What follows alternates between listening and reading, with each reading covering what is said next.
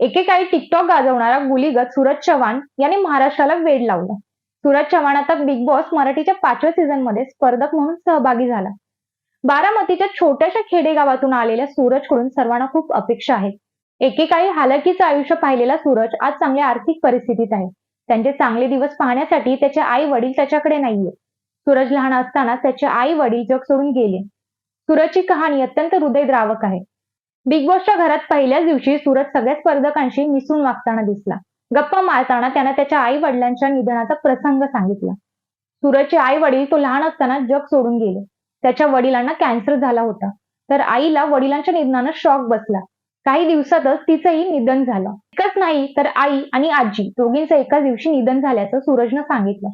पंढरीनाथ कांबळे, आर्या आणि योगिता चव्हाण यांच्याशी बोलताना सूरजनं सांगितलं, माझ्या वडिलांना कॅन्सर होता, त्यातच त्यांचा मृत्यू झाला. वडिलांचं टेन्शन घेऊन विचार करून माझ्या आईला वेड लागलं. तिला रक्ताच्या उलट्या झाल्या, खूप त्रास व्हायचा. वडिलांनंतर ती पण खचून गेली. तेव्हा तिकडे सासूचा जीव गेला आणि इकडे सुनेचा जीव गेला. माझी आजी गेली आणि इकडे आई पण गेली. दोघींनी एकमेकींची तोंड देखील पाहिली नाही. सूरज म्हणाला, मला कोणीच नाहीये. आई नाही, वडील नाही, आजोबा आजीही नाही, फक्त आत्या आहे आणि 5 बहिणी आहेत.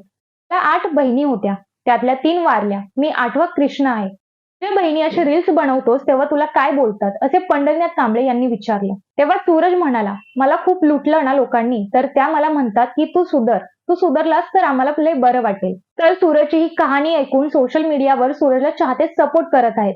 तुम्हाला काय वाटतं या व्हिडिओ बद्दल आम्हाला कमेंटमध्ये नक्की कळवा आणि आपल्या एक नंबर युट्यूब चॅनेलला सबस्क्राईब नक्की करा. धन्यवाद.